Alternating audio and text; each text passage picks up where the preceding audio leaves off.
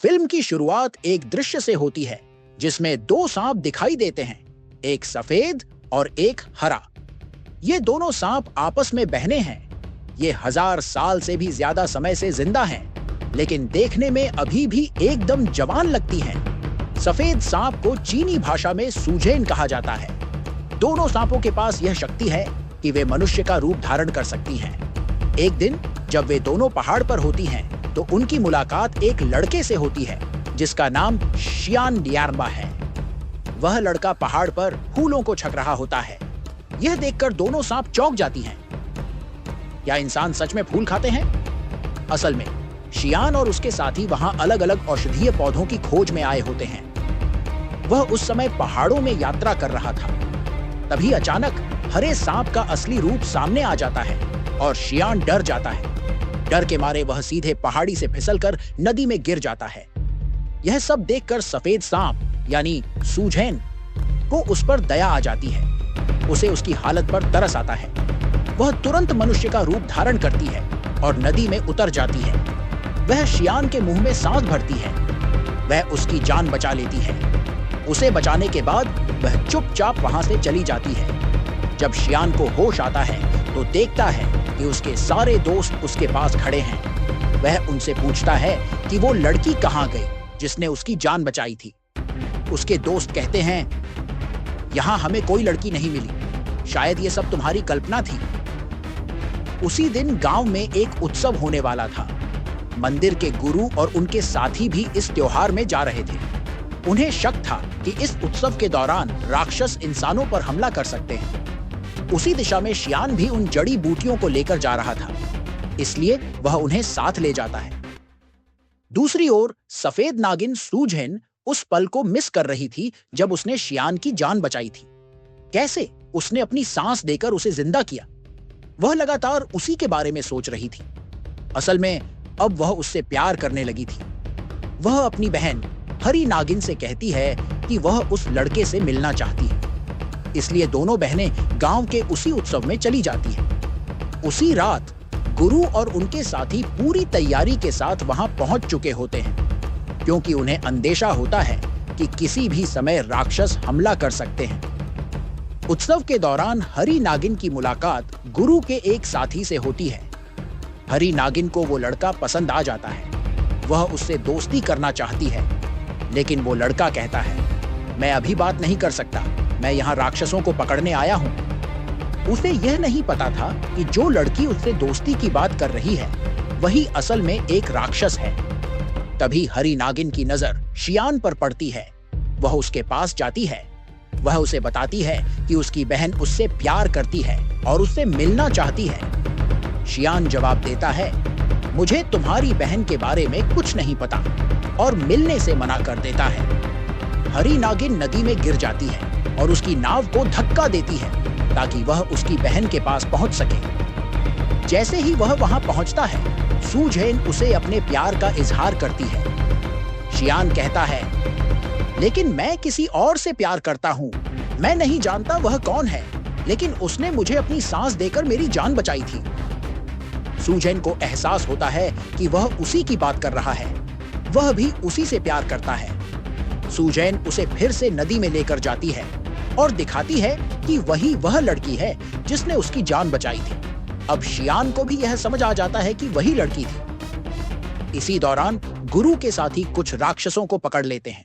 वह बहादुरी से उनका सामना करते हैं, पर एक राक्षस गुरु के एक साथी को घायल कर देता है। वह मदद के लिए गुरु को बुलाता है। तब गुरु वहां आकर उन राक्षसों से भिड़ जाते हैं। वह उन राक्षसों को नरक भेज देते हैं और उन्हें आग में जला देते हैं। अगले दिन सूझेन शियान के घर जाती है।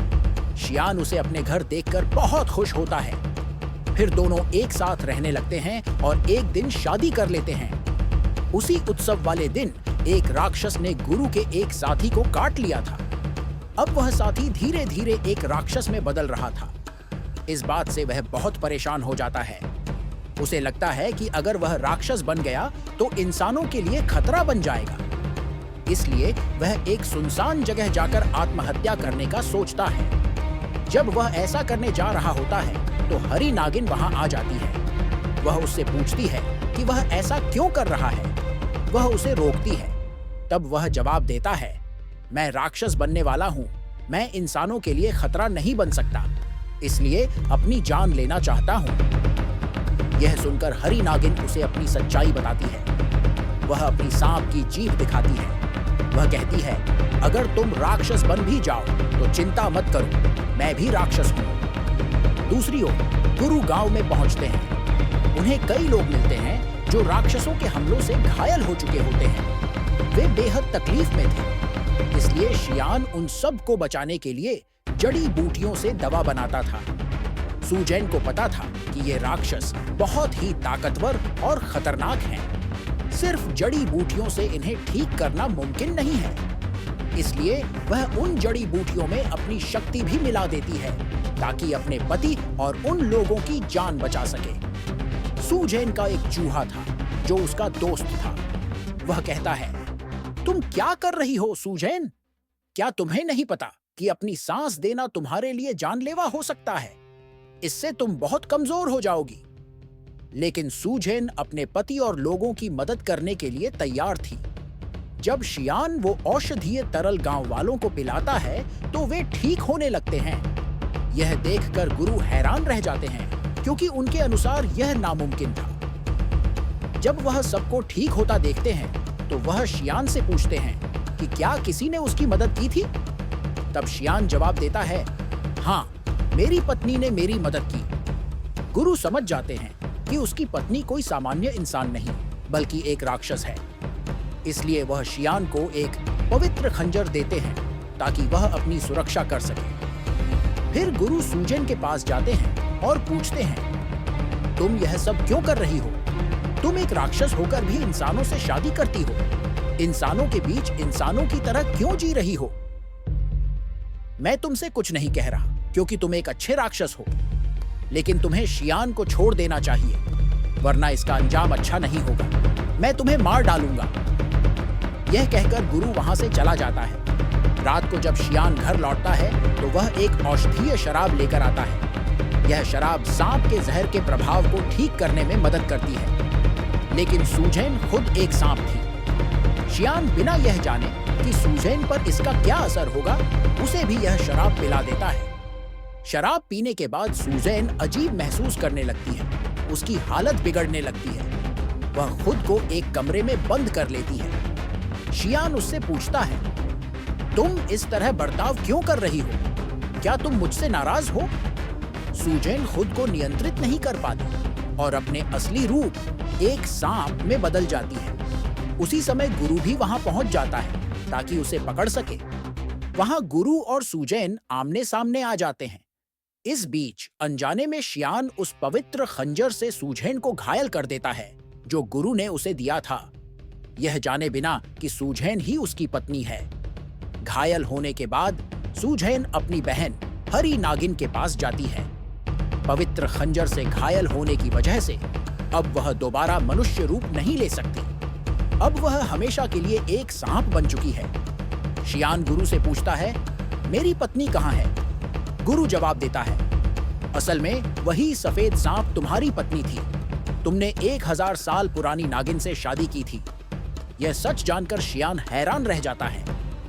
सुजैन का चूहा दोस्त शियान को एक खास जड़ी बूटी के बारे में बताता है जो सुजैन की जान बचा सकती है, लेकिन वह जड़ी बूटी बहुत खतरनाक जगह पर है। वहां पर राक्षसों का कब्जा है। इसके बावजूद शियान उस जड़ी बूटी की खोज में निकल पड़ता है। वहां पहुंचकर वह राक्षसों से घिर जाता है। गुरु के सभी साथी उसकी मदद करने की कोशिश करते हैं। वहीं दूसरी ओर चूहा वह जड़ी बूटी सुजैन को देता है जिससे उसकी जान बच जाती है। अब वह फिर से मानव रूप ले सकती है। जैसे ही वह ठीक होती है, वह गुरु और उसके साथियों पर हमला करती है। उसे समझ आ गया था कि वे दोनों को अलग करना चाहते थे, उसे और शियान को। वह किसी तरह शियान को एक जगह ले जाती है और पूछती है, क्या तुम ठीक हो? लेकिन शियान अपनी याददाश्त खो चुका होता है। वह न तो सुजैन को पहचान पाता है और न ही अपना अतीत याद रख पाता है। सुजैन गुरु से पूछती है, तुमने मेरे पति के साथ क्या किया? वह मुझे क्यों नहीं पहचान रहा? लेकिन थोड़ी ही देर में शियान की याददाश्त लौट आती है और वह सामान्य हो जाता है। लेकिन क्योंकि सूजन एक राक्षस थी, गुरु एक प्राचीन मंत्र से एक विशेष घर बना देता है और उसमें उसे हमेशा के लिए बंद कर देता है। अब उसके लिए उस घर से बाहर आना असंभव था। शियान अपनी पूरी जिंदगी उस घर के बाहर अपनी पत्नी का इंतजार करता है। गुरु का वह साथी जो खुद एक राक्षस बन चुका था, लेकिन एक अच्छा राक्षस, अपनी बाकी की जिंदगी राक्षसों के बीच बिताता है। यहाँ कहानी समाप्त होती है। धन्यवाद।